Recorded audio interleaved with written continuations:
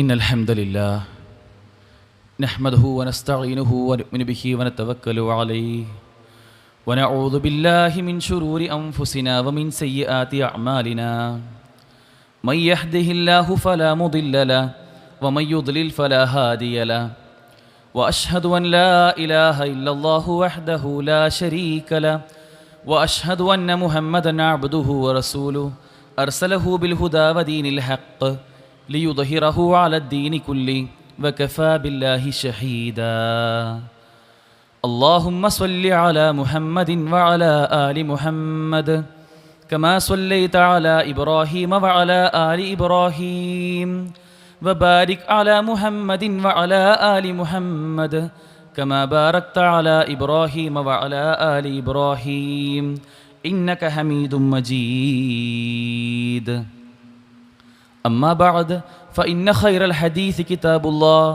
وخير الهدي هدي محمد صلى الله عليه وسلم وشر الأمور محدثاتها وكل محدثة بدعة وكل بدعة ضلالة وكل ضلالة في النار أعوذ بالله من الشيطان الرجيم بسم الله الرحمن الرحيم يا أيها الذين آمنوا اتقوا الله حق تقاته ولا تموتن إلا وأنتم مسلمون يا أيها الناس اتقوا ربكم الذي خلقكم من نفس واحدة وخلق منها زوجها وبث منهما رجالا كثيرا ونساء واتقوا الله الذي تساءلون به والأرحام إن الله كان عليكم رقيبا يا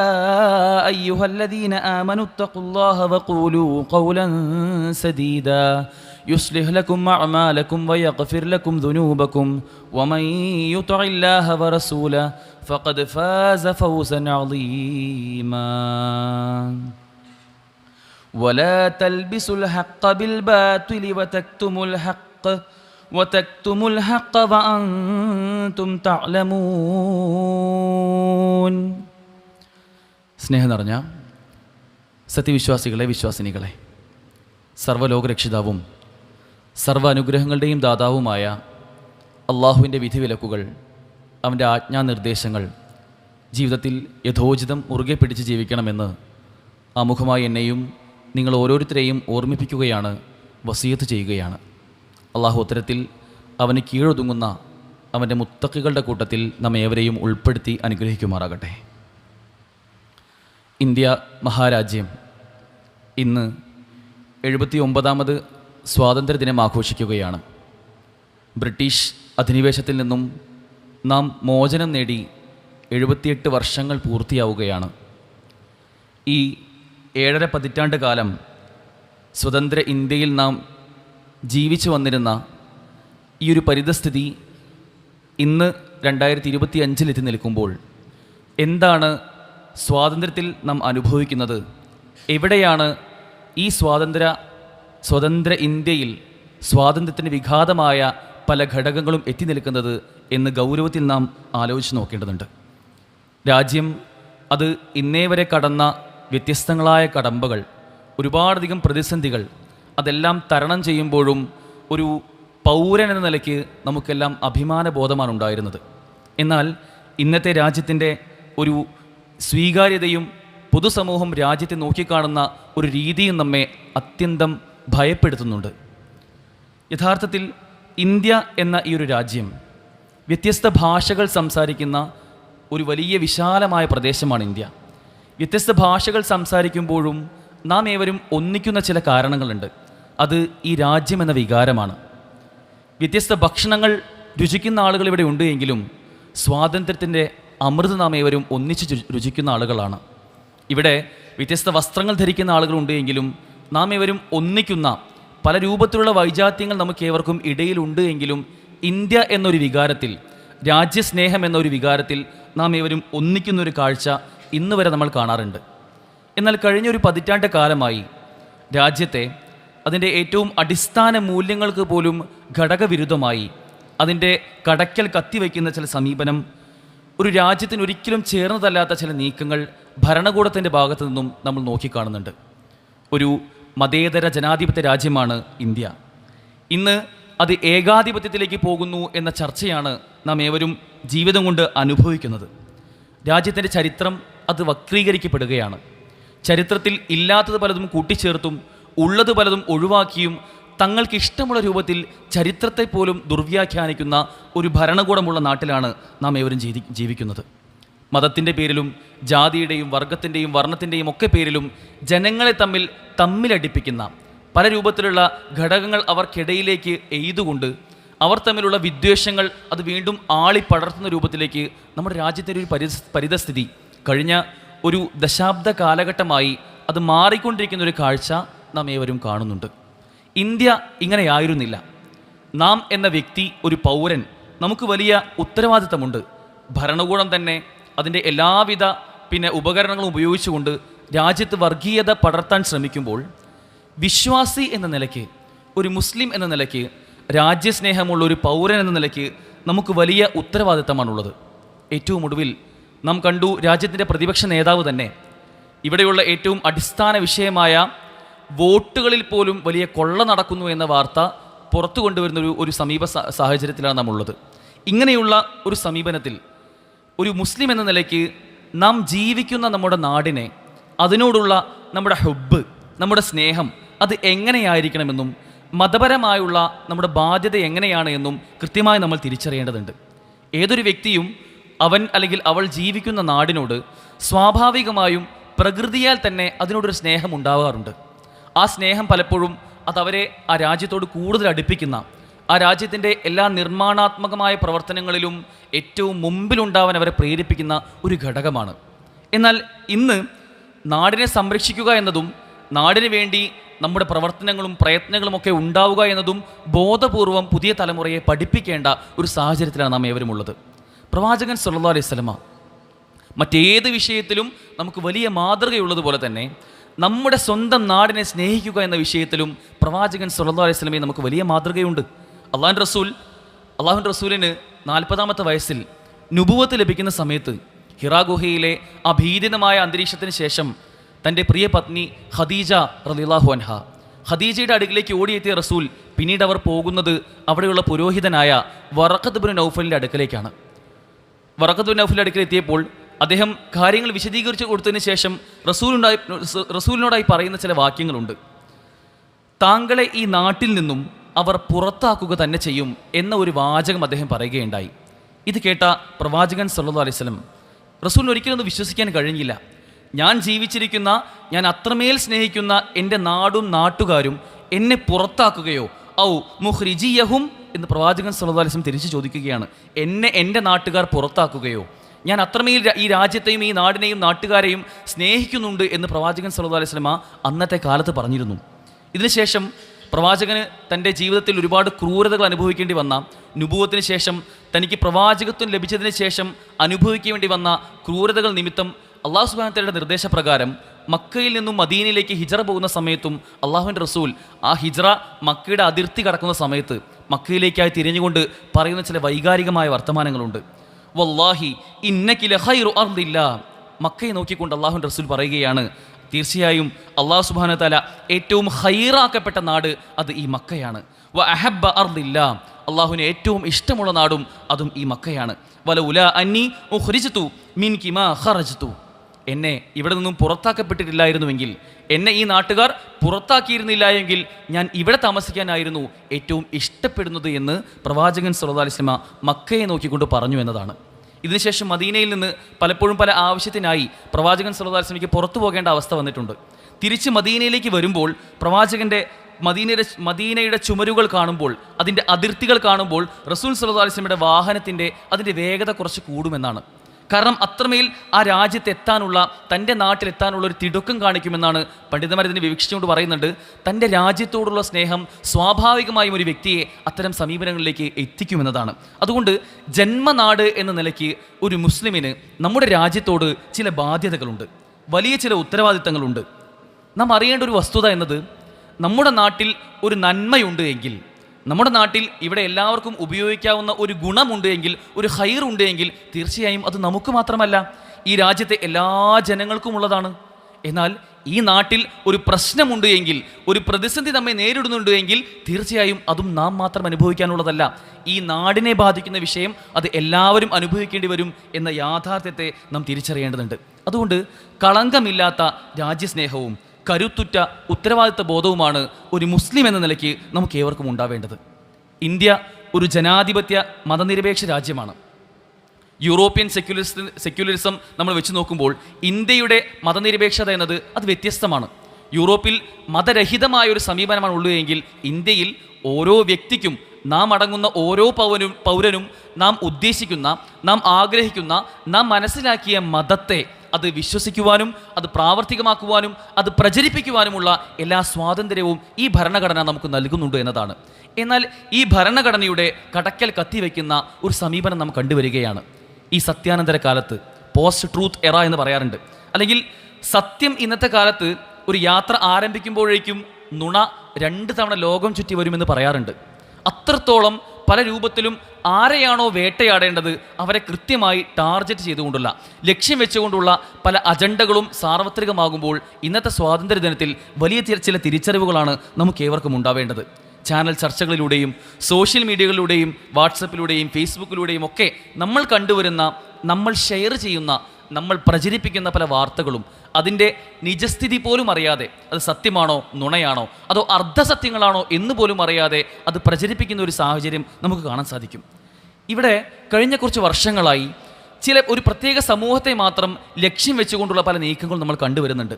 മുസ്ലിമാണോ, അവനൊരു വിശ്വാസിയാണോ, അവനൊരു മുസ്ലിം മതവിശ്വാസിയാണോ, അവനെ അപരവൽക്കരിക്കാൻ, അവനൊരു 2ാം കിട പൗരനാണ് എന്ന് വരുത്തി തീർക്കാനുള്ള ചില ശ്രമങ്ങൾ നമ്മൾ കണ്ടുവരികയാണ്. അഡോൾഫ് ഹിറ്റ്ലർ, അദ്ദേഹത്തിൻ്റെ കാലത്ത് അദ്ദേഹത്തിൻ്റെ പ്രൊപ്പഗണ്ട മിനിസ്റ്ററായിരുന്ന ജോസഫ് ഗീബൽസ് എന്നൊരു വ്യക്തി ഉണ്ടായിരുന്നു. ഗീബൽസിയൻ തന്ത്രങ്ങൾ എന്ന പേരിൽ 19 വലിയ രൂപത്തിലുള്ള തന്ത്രങ്ങൾ നമുക്ക് ചരിത്രത്തിൽ വായിക്കാൻ സാധിക്കും. ആ രൂപത്തിലുള്ള തന്ത്രങ്ങൾ നമ്മുടെ രാജ്യത്ത് പോലും മെനഞ്ഞുകൊണ്ടിരിക്കുന്ന ഒരു സാഹചര്യത്തിൽ വിശ്വാസികളായ നമുക്ക് വലിയ ഉത്തരവാദിത്തങ്ങളുണ്ട്. ഒരേ നുണ തന്നെ പല ആവർത്തി പറഞ്ഞു കഴിഞ്ഞാൽ അത് സത്യമായി തോന്നാൻ സാധ്യതയുണ്ട്. അതുകൊണ്ട് ആ നുണ അത് നുണയാണെന്ന് ഉറപ്പുണ്ടായിട്ടും അത് പറഞ്ഞുകൊണ്ടേയിരിക്കുന്ന ഒരു സമീപനം നമ്മൾ ചാനലുകൾ കാണുന്നതാണ്. നുണയാണെന്ന് ഉറപ്പുണ്ടെങ്കിലും അത് വീണ്ടും വീണ്ടും ന്യായീകരിച്ചു കൊണ്ടേയിരിക്കുന്ന ഒരു സമീപനം. അതിനുവേണ്ടി ഏറ്റവും ഉന്നതമായ പബ്ലിക് ഡൊമൈനുകൾ ഉപയോഗിച്ചുകൊണ്ട്, അല്ലെങ്കിൽ രാജ്യത്തിൻ്റെ ഔദ്യോഗികമായ സ്ഥാപനങ്ങൾ ഉപയോഗിച്ചുകൊണ്ട് പോലും നുണകൾ പ്രചരിപ്പിക്കുന്ന, ഇനി ഏതെങ്കിലും എതിർസ്വരങ്ങൾ അതിനെതിരെ വന്നു കഴിഞ്ഞാൽ, ആരെങ്കിലും അതിനെതിരെ ശബ്ദിച്ചു കഴിഞ്ഞാൽ അവരെ പൂർണ്ണമായും ഇല്ലാതാക്കുന്ന ബുൾഡോസറുകൾ വരുന്നൊരു രാജ്യത്താണ് നാം ഇവരും ജീവിച്ചുകൊണ്ടിരിക്കുന്നത്. എവിടെയെങ്കിലും, അത് കേരളത്തിലാവട്ടെ നമ്മുടെ നാട്ടിലാവട്ടെ, ഒരു ബോംബ് ആക്രമണം ഉണ്ടായാൽ, ഒരു ബോംബ് പൊട്ടിക്കഴിഞ്ഞാൽ, അല്ലെങ്കിൽ ഒരു ട്രെയിൻ കത്തിയാൽ, എന്തെങ്കിലും ഒരു കലാപമുണ്ടായാൽ അവിടെ മുസ്ലിം നാമം തിരഞ്ഞു പോകുന്നൊരു സാഹചര്യം നാം ഏവരും കളമശ്ശേരിയിൽ കണ്ടതാണ്. കഴിഞ്ഞ ഒരു വർഷം മുമ്പ് കളമശ്ശേരി എന്ന കേരളത്തിലെ പ്രധാനപ്പെട്ട ഒരു നഗരം, അവിടെ ഒരു ബോംബ് സ്ഫോടനമുണ്ടായപ്പോൾ ആ സ്ഫോടനമുണ്ടായി എന്ന വാർത്ത വന്നത് മുതൽ തന്നെ അതിന് പിന്നിൽ ഒരു മുസ്ലിം ആവാനാണ് സാധ്യത. ആ മുസ്ലിം ആരാണ് എന്ന് കണ്ടുപിടിക്കാനുള്ള വ്യഗ്രതയിലായിരുന്നു നമ്മുടെ നാട്ടിലെ മാധ്യമങ്ങളും ഇവിടെയുള്ള പല ആളുകളും മുന്നോട്ട് പോയിരുന്നത്. അങ്ങനെ ഒരു മുസ്ലിം പേര് കിട്ടാതായപ്പോൾ കുറച്ച് കഴിഞ്ഞപ്പോൾ അത് മാർട്ടിൻ എന്ന പേരുള്ള ഒരു ക്രിസ്ത്യാനിയാണ് എന്ന് അറിഞ്ഞപ്പോൾ പിന്നീട് വേറെ ചർച്ചയൊന്നും കണ്ടില്ല. അവിടെ മരണപ്പെട്ട 8 ആളുകളെ പറ്റി ആർക്കും പിന്നീട് ചർച്ചയുണ്ടായില്ല. ഇങ്ങനെ ഒരു ഇരട്ടത്താപ്പ് നമ്മുടെ നാട്ടിൽ കണ്ടുവരുമ്പോൾ യഥാർത്ഥത്തിൽ പൊതുബോധത്തെയാണ് ഇവിടെ അട്ടിമറിക്കപ്പെടുന്നത്.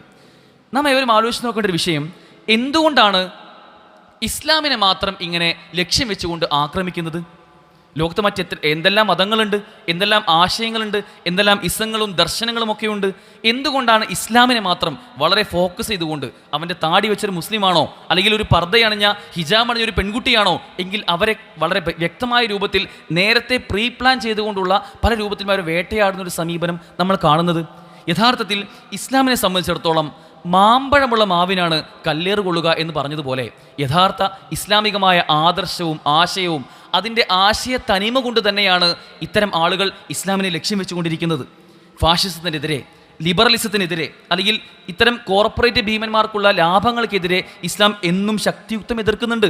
മദ്യം ഇസ്ലാമിലെ ഹറാമാണ്, പലിശ ഇസ്ലാമിലെ ഹറാമാണ്, കോസ്മെറ്റിക്സ് അല്ലെങ്കിൽ സൗന്ദര്യവർദ്ധക വസ്തുക്കൾ അത് ഇസ്ലാമിലെ ഹറാമാണ്, ആയുധങ്ങൾ അതിൻ്റെ കച്ചവടം അത് പാടില്ലാത്തതാണ്, അല്ലെങ്കിൽ ഫാഷൻ ഇൻഡസ്ട്രി, സ്ത്രീകളെ കച്ചവടവൽക്കരിക്കുന്ന ഒരു സമീപനം, ഇതൊന്നും ഇസ്ലാം പ്രോത്സാഹിപ്പിക്കുന്നില്ല. ഇസ്ലാം പലപ്പോഴും അതിൻ്റെ എല്ലാം കൃത്യമായ രൂപത്തിൽ അതിനെ ഹറാമാക്കുന്നു എന്ന് നമുക്ക് കാണാൻ സാധിക്കും.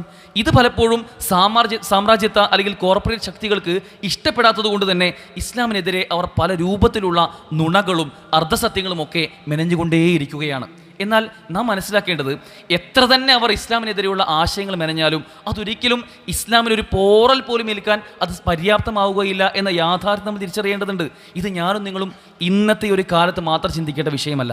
അള്ളാഹു സുബ്ഹാനഹു വ തആല 14 നൂറ്റാണ്ടുകൾക്ക് മുമ്പ് അള്ളാഹുവിൻ്റെ റസൂലിലൂടെ നമുക്ക് പറഞ്ഞു തന്ന കാര്യമാണ്, യുരീദൂന ലിയുത്ഫിഉ നൂറല്ലാഹി ബിഅഫ്വാഹിഹിം വല്ലാഹു മുത്തിമ്മു നൂരിഹി വലൗ കരിഹൽ കാഫിറൂൻ.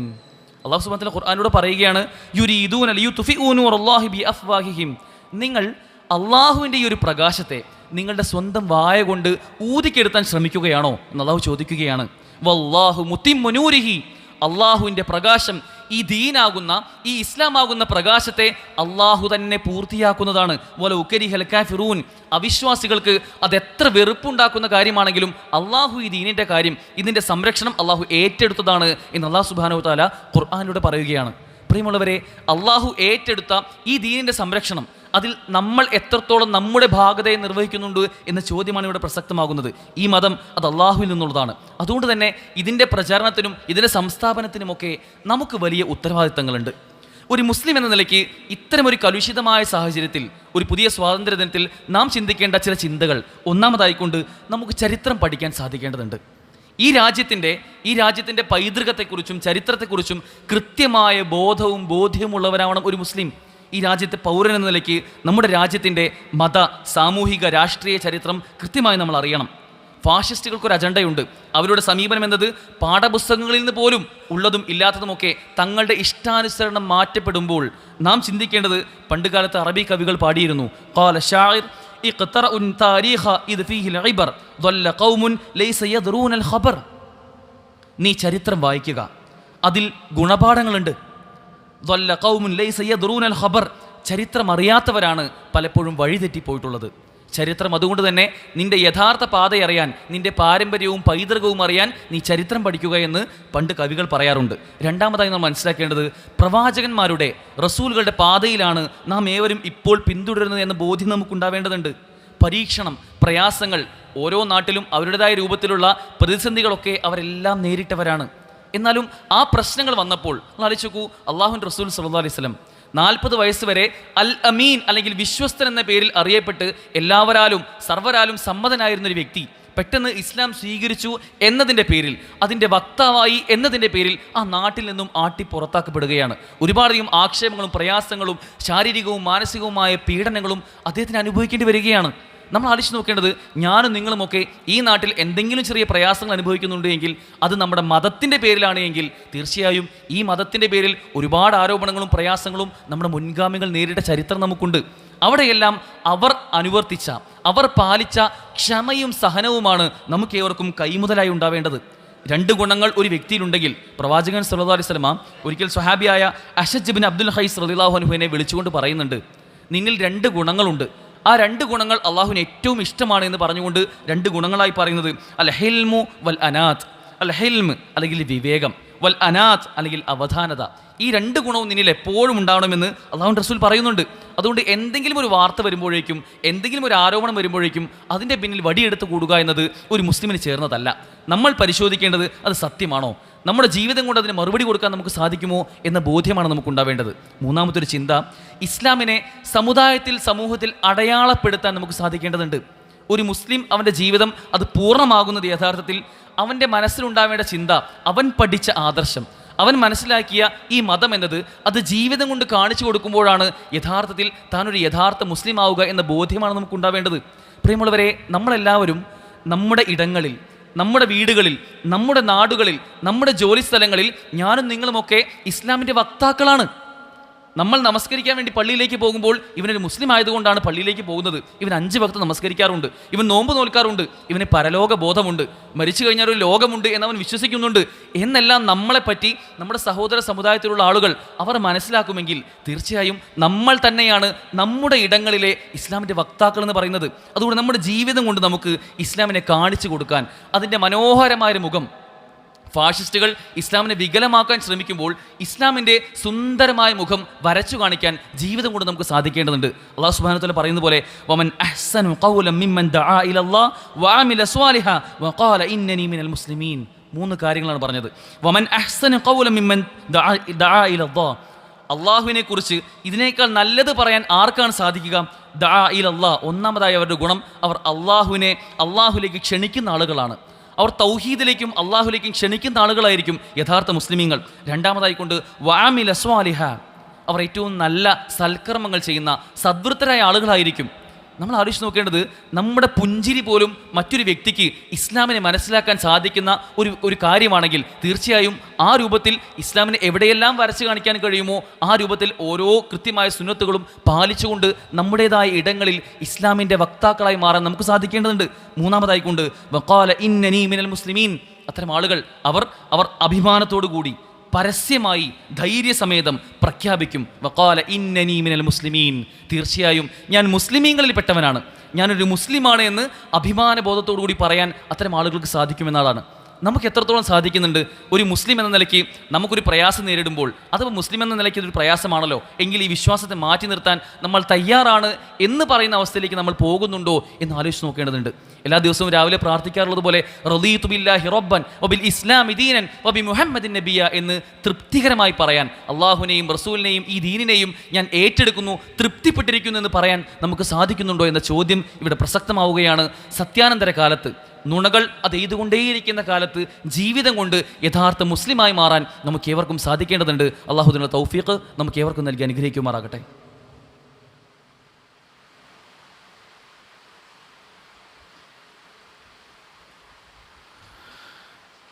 അൽഹംദുലില്ലാഹ് വസ്സലാത്തു വസ്സലാമു അലാ റസൂലില്ലാഹ് വഅലാ ആലിഹി വസഹബിഹി അജ്മഈൻ, അമ്മാ ബഅദ്. തീർച്ചയായും ഒരു മുസ്ലിം പൗരൻ എന്ന നിലയിൽ ഈ രാജ്യത്തോട് നമുക്കുള്ള ബാധ്യതയാണ്, ഈ രാജ്യത്തിൻ്റെ കെട്ടുറപ്പിനെ ബാധിക്കുന്ന എന്തെല്ലാം വിഷയങ്ങളുണ്ടോ അവിടെ നമ്മുടേതായ ഒരു ഭാഗതയം കൃത്യമായി നിർവഹിക്കുന്നു. അതിന് നിർമ്മാണാത്മകമായ പ്രവർത്തനങ്ങളിൽ രാജ്യത്തിൻ്റെ പുരോഗതിക്ക് വേണ്ട കാര്യങ്ങളിലൊക്കെ നമ്മളും അതിൻ്റെ ഭാഗമാകുന്നു എന്ന് ഉറപ്പിക്കൽ. എന്നാൽ ഇസ്ലാമിനെതിരെയുള്ള ആരോപണങ്ങളും പ്രത്യാരോപണങ്ങളും ആക്രമണങ്ങളും ഒക്കെ വരുമ്പോൾ നമ്മുടെ വിശ്വാസത്തെ കളഞ്ഞു കുളിച്ചു പോകുന്ന ഒരു സാഹചര്യമല്ല നമുക്കുണ്ടാവേണ്ടത്. ഇസ്ലാമോഫോബിയ, ഇസ്ലാം ഭീതി എന്നത് ഒരു യാഥാർത്ഥ്യമായിരിക്കുകയാണ്. താടി വെച്ചൊരു മുസ്ലിമിനെ കാണുമ്പോൾ സ്വാഭാവികമായും ഇവൻ എന്തോ ഒരു ഭീകരപ്രവർത്തനത്തിൻ്റെ ആളാണോ എന്ന് ചിന്തിച്ചേക്കാവുന്ന രൂപത്തിൽ ഇന്നത്തെ സോഷ്യൽ മീഡിയ പ്ലാറ്റ്ഫോമുകളും നമ്മുടെ നാടിൻ്റെ ഒരു പരിസ്ഥിതിയുമൊക്കെ മാറ്റപ്പെടുന്ന, വളരെ ബോധപൂർവം അത് നെയ്തുകൊണ്ടിരിക്കുന്ന ഒരു ശ്രമം നമ്മൾ കണ്ടുകൊണ്ടിരിക്കുമ്പോൾ നമുക്ക് വലിയ ഉത്തരവാദിത്തങ്ങളുണ്ട്. തീർച്ചയായും പല മുസ്ലിമീങ്ങളും പല രൂപത്തിലുള്ള സമീപനങ്ങളാണ് ഇവിടെ നടത്തി വരാറുള്ളത്. 3 രൂപത്തിൽ നമുക്കിതിനെ ഒന്ന് ക്രമീകരിക്കാൻ സാധിക്കും. ചില ആളുകളൊക്കെ ഒന്നാമതായി ചിന്തിക്കാറുള്ളത്, വിമർശനങ്ങൾ വന്നുകൊണ്ടേയിരിക്കുന്നുണ്ട്, ഞാനൊരു മുസ്ലിം ആയതുകൊണ്ട് പല രൂപത്തിലുള്ള വിമർശനങ്ങൾ വരുന്നുണ്ട്, അതുകൊണ്ട് ആ വിമർശനങ്ങൾക്ക് രാജിയാവാൻ ഞാൻ തയ്യാറാണ്. ഈ വിമർശനം വരുന്നതുകൊണ്ടാണല്ലോ ഈ പ്രശ്നം. ആ വിമർശനത്തെ പൂർണ്ണമായും ഇല്ലാതാക്കുക എന്നതാണ് പരിഹാരമെന്ന് ചിന്തിച്ചുകൊണ്ട് പലരും പറയാറുണ്ട്, താടിയാണോ പ്രശ്നം? ഇന്നത്തെ കാലത്ത് താടിയാണോ ഒരു ഭീകരവാദത്തിന് ചിഹ്നമായി കാണുന്നത്? എങ്കിൽ ഈ താടി ചെറുതാക്കാൻ ഞാൻ തയ്യാറാണ്. എങ്കിൽ പ്രശ്നം തീർന്നല്ലോ. എൻ്റെ നമസ്കാര തഴമ്പാണോ പ്രശ്നം? ഈ നിസ്കാര തഴമ്പ് ഒഴിവാക്കാൻ ഞാൻ തയ്യാറാണ്. ഞാൻ നമസ്കരിക്കുമ്പോൾ വേണമെങ്കിൽ സുജൂദ് കുറച്ചൊന്ന് പൊക്കി, നെറ്റി കുറച്ചൊന്ന് പൊക്കി വേണ്ടി നമസ്കരിക്കാൻ തയ്യാറാണ് എന്ന് പറഞ്ഞ് രാജിയാവുന്നൊരു സാഹചര്യം. എൻ്റെ ഹിജാബാണോ പ്രശ്നം? ഈ വസ്ത്രം ഒഴിവാക്കി ഞാൻ ഏറ്റവും പുതിയ സോക്കോൾഡ് പുരോഗമനം എങ്ങനെയാണോ പറയുന്നത് ആ വസ്ത്രം ധരിക്കാൻ ഞാൻ തയ്യാറാണ് എന്ന് പറഞ്ഞ് ഓരോ വിഷയത്തിലും ഇസ്ലാമിനെതിരെ വരുന്ന ആരോപണങ്ങളിൽ ഞാൻ രാജിയാവാൻ തയ്യാറാണ് എന്ന് പറയുന്ന ഒരു സമീപനം കാണാൻ സാധിക്കും. നമുക്കൊരിക്കലും ചേർന്നതല്ല ഇത്. യഥാർത്ഥ വിശ്വാസം മുറുകെ പിടിക്കാൻ ഈ നാടും ഇവിടെയുള്ള ഭരണഘടനയും നമ്മെ അനുവദിക്കുന്നിടത്തോളം കാലം തീർച്ചയായും അതിനൊരു അഭിമാന ബോധമാണ് നാം ഏവരും കാത്തു സൂക്ഷിക്കേണ്ടത്. ഞാനിപ്പോൾ അനുവർത്തിക്കുന്നത് ഇത് അള്ളാഹുവിൻ്റെ റസൂൽ സല്ലല്ലാഹു അലൈഹി വസല്ലം നമുക്ക് പറഞ്ഞു തന്ന സുന്നത്താണ്. ഇത് ജീവിതത്തിൽ പ്രാവർത്തികമാക്കിയാൽ നാളെ പരലോകത്ത് വലിയ നേട്ടം എനിക്ക് ലഭിക്കാനുണ്ട് എന്ന ബോധ്യമാണ് നമുക്കുണ്ടാവേണ്ടത്. രണ്ടാമതായി ചില ആളുകൾ അവരുടെ സമീപനം കാണാൻ കഴിയും, വിമർശകരായി ആരെല്ലാം എന്തെല്ലാം ഇസ്ലാമിനെതിരെ പറഞ്ഞോ അതിന് അതേ രൂപത്തിൽ അല്ലെങ്കിൽ അതിനേക്കാളേറെ ഗൗരവമായ കാർക്കശ്യമായ രൂപത്തിൽ മറുപടി കൊടുക്കുന്നൊരു സാഹചര്യം. വെട്ടൊന്നാണെങ്കിൽ അങ്ങോട്ട് തിരിച്ച് 4 വെട്ട്. ഈ രൂപത്തിലൊരു സമീപനം ഒരിക്കലും ഇസ്ലാമിന് ചേർന്നതല്ല. ഇങ്ങോട്ടൊരു ആക്രമണം വരുമ്പോൾ തീർച്ചയായും സൗമനസ്സോടുകൂടി പുഞ്ചിരിയോടുകൂടി അതിനെ നേരിടാനും തീർച്ചയായും അതിന് വരുമ്പോൾ പല സോഷ്യൽ മീഡിയ കമൻറ്റുകളിലുമൊക്കെ തീർച്ചയായും തെറികൾ വിളിക്കുന്ന യാതൊരു നിലയ്ക്കുമുള്ള മാന്യതയും തൊട്ടു തീണ്ടാത്ത രൂപത്തിലുള്ള സമീപനം അതൊരു മുസ്ലിമിന് ചേർന്നതല്ല. നമ്മളിൽ നിന്ന് മറ്റുള്ളവർ ദീനിനെ കണ്ട് പഠിക്കുമെങ്കിൽ നമ്മൾ ജീവിതം കൊണ്ട് പ്രാവർത്തികമാക്കി കാണിക്കണം. ഈ രണ്ടാമത്തെ സമീപനം, ഒന്നിന് പകരം രണ്ട് എന്ന രൂപത്തിലുള്ള സമീപനവും നമുക്ക് ചേർന്നതല്ല. നമുക്ക് ഏറ്റവും ചേർന്നത് വസത്തിയായ നിലപാടാണ്. ഏറ്റവും മധ്യമ സമുദായം എന്ന നിലയ്ക്ക് തീവ്രതയ്ക്കും ജീർണതയ്ക്കും മധ്യേയുള്ള ഒരു നിലപാടാണ് തീർച്ചയായും നമുക്ക് ഉണ്ടാവേണ്ടത്. അള്ളാഹുവിൻ്റെ റസൂലും സ്വഹാബത്തും ഉത്തമ തലമുറയിൽപ്പെട്ട ആളുകളുമൊക്കെ അത്തരമൊരു മാർഗ്ഗമാണ് നമുക്ക് കാണിച്ചു തന്നിട്ടുള്ളത്. ആ മാർഗ്ഗത്തിലൂടെ പോയാലേ തീർച്ചയായും ഇഹലോകത്തും പരലോകത്തുമൊക്കെ ഈ ഖുർആനിൻ്റെയും സുന്നത്തിൻ്റെയും ഒക്കെ ആളുകളായി മാറാൻ നമുക്ക് സാധിക്കുകയും അതിലൂടെ പരലോക മോക്ഷം നേടാൻ നമുക്ക് കഴിയുകയും ചെയ്യുകയുള്ളൂ. പ്രിയമുള്ളവരെ, ഇവിടെ ഈ രാജ്യത്ത് ജീവിക്കാൻ വലിയ പ്രയാസങ്ങൾ നേരിടുന്ന ഒരു സാഹചര്യം ഉണ്ടെങ്കിൽ പോലും ഇതിപ്പോൾ പറയാൻ കാരണം, ഒരുപക്ഷെ രാജ്യത്തിൻ്റെ ഒരു പരിതസ്ഥിതി ഇപ്പോൾ മുന്നോട്ട് പോകുന്ന പോക്ക് പോയി കഴിഞ്ഞാൽ അത് കുറച്ചു കാലം കഴിയുമ്പോൾ വീണ്ടും വർദ്ധിച്ചു വരാനുള്ള സാഹചര്യമാണ് കാണുന്നത്. വീണ്ടും ഫാഷിസം നമ്മളെ തേടിയെത്തുന്ന ഒരു സാഹചര്യം വരുമ്പോൾ അവിടെ ഈ വസത്തിയായ നിലപാട് സ്വീകരിക്കുന്ന ഒരു മുസ്ലിമിനെ സംബന്ധിച്ചിടത്തോളം അവന് അഭിമാനബോധം ഉണ്ടാകും. നാളെ പരലോകത്തെക്കുറിച്ചുള്ള ഭയത്തോടുകൂടി ജീവിക്കുന്ന ഇസ്ലാമിൻ്റെ എല്ലാവിധ തത്വങ്ങളും കൃത്യമായി പാലിക്കുന്ന ഒരു മുസ്ലിമിനെ സംബന്ധിച്ചിടത്തോളം അവന് നിർഭയത്വം ഉണ്ടാകും, അവന് സ്വാതന്ത്ര്യമുണ്ടാകും. അത്തരമൊരു ചിന്താഗതിയാണ് നമ്മെ നയിക്കേണ്ടത്. രാജ്യത്തിൻ്റെ കെട്ടുറപ്പിനെ ബാധിക്കുന്ന എല്ലാ വിഷയങ്ങളിലും കൃത്യമായി ഇടപെടാൻ നമുക്ക് സാധിക്കേണ്ടതുണ്ട്. നിരാശയല്ല നമുക്കുണ്ടാവേണ്ടത്. ഈ നാട് ഇങ്ങനെയായി അധപ്പതിച്ചു കഴിഞ്ഞു, മോശമായി കഴിഞ്ഞു എന്ന് ചിന്തിക്കുന്ന, അതിൽ പരിതപിക്കുന്ന, നിരാശപ്പെടുന്ന ആളുകളായി നമ്മൾ മാറാൻ പാടില്ല. മറിച്ച് അവിടെ കൃത്യമായ ചോദ്യങ്ങൾ ചോദിച്ചുകൊണ്ട്, പ്രതികരണം രേഖപ്പെടുത്തിക്കൊണ്ടൊക്കെ നമ്മുടേതായ സമീപനം നമ്മൾ ഊട്ടിയുറപ്പിക്കാൻ നമുക്ക് സാധിക്കേണ്ടതുണ്ട്. നിർഭയത്വവും സമാധാനവും ഒക്കെ നമ്മുടെ നാട്ടിൽ വീണ്ടും കളിയാടേണ്ടതുണ്ട്. അതിന് നമ്മുടേതായ ശ്രമം നമ്മൾ നടത്തുക. അള്ളാഹു അതിനുള്ള തൗഫീഖ് നമുക്ക് ഏവർക്കും നൽകി അനുഗ്രഹിക്കുമാറാകട്ടെ. നമ്മുടെ നാട് അത് വീണ്ടും ഏറ്റവും മനോഹരമായി നമ്മൾ എങ്ങനെയാണോ ഇത്രയും കാലം ജീവിച്ചു വന്നത് അതുപോലെ മതത്തെ കൃത്യമായി ആചരിക്കാനും പ്രാക്ടീസ് ചെയ്യാനും പ്രചരിപ്പിക്കാനും ഒക്കെ സാധിക്കുന്ന രൂപത്തിൽ നമ്മുടെ നാടിനെ നിർഭയത്വവും സമാധാനവും ഉള്ളതാക്കി അള്ളാഹു പരിവർത്തിക്കുമാറാകട്ടെ. നമ്മൾ സംഭവിച്ചു പോയിട്ടുള്ള എല്ലാ തെറ്റുകുറ്റങ്ങളും അള്ളാഹു പുറത്ത് മാപ്പാക്കി തരുമാറാകട്ടെ. നമ്മുടെ മുൻഗാമികൾ, നമ്മുടെ ഉമ്മമാർ ഉപ്പമാർ, നമ്മൾ മരണപ്പെട്ടു പോയ നമ്മുടെ മുൻഗാമികളുടെ എല്ലാം ഖബറിടം അള്ളാഹു വിശാലമാക്കി കൊടുക്കുമാറാകട്ടെ. അവരെയും നമ്മയും അവർ ജന്നാത്തുൽ ഫിർദൗസിൽ അള്ളാഹു നമ്മയും ഉൾപ്പെടുത്തി അനുഗ്രഹിക്കുമാറാകട്ടെ. നമ്മൾ ഇപ്പോഴും രോഗവും പ്രയാസവും ഒക്കെയായി പല പരീക്ഷണങ്ങൾ നേരിടുന്ന ആളുകളുണ്ട്. അള്ളാഹു അവർക്കെല്ലാം എളുപ്പം നൽകി അനുഗ്രഹിക്കുമാറാകട്ടെ. മാരകമായ അസുഖങ്ങൾ തൊട്ട് അള്ളാഹു നമ്മേവരെയും കാത്തുരക്ഷിക്കുമാറാകട്ടെ. നമ്മുടെ മക്കൾ, നമ്മുടെ അടുത്തൊരു തലമുറ, അവർക്ക് ജീവിക്കാൻ ഏറ്റവും മനോഹരമായ രൂപത്തിൽ ദീനനുസരിച്ച് ഇസ്ലാം മുറുകെ പിടിച്ച് ജീവിക്കാനായ ഉള്ള തൗഫീഖ് അള്ളാഹു അവർക്കും നമ്മുടെ അടുത്ത തലമുറയ്ക്കുമൊക്കെ നൽകി അനുഗ്രഹിക്കുമാറാകട്ടെ. ജീവിതം അത് ഹൈറാകുന്ന കാലത്തോളം അള്ളാഹു നമുക്ക് ആയുസ് നീട്ടിത്തരുവാനും നമ്മുടെ മരണം അത് എപ്പോഴാണോ ഹൈറാവുന്നത് അപ്പോൾ അള്ളാഹു കലിമത്ത് തൗഹീദ് ഉച്ചരിച്ചുകൊണ്ട് മരിക്കാനുള്ള തൗഫീഖ് നമുക്ക് ഏവർക്കും നൽകി അനുഗ്രഹിക്കുമാറാകട്ടെ. അല്ലാഹുമ്മ ഗ്ഫിർ ലിൽ മുഅ്മിനീന വൽ മുഅ്മിനാത്ത് വൽ മുസ്ലിമീന വൽ മുസ്ലിമാത്ത് വൽ അഹ്യാഇ മിൻഹും വൽ അംവാത്ത്. അല്ലാഹുമ്മ അഇസ്സൽ ഇസ്ലാം വൽ മുസ്ലിമീൻ വഅദില്ല അശ്ശിർക വൽ മുശ്രിക്കീൻ. اللهم انصر إخواننا المجاهدين في فلسطين. اللهم انصر إخواننا المجاهدين في فلسطين.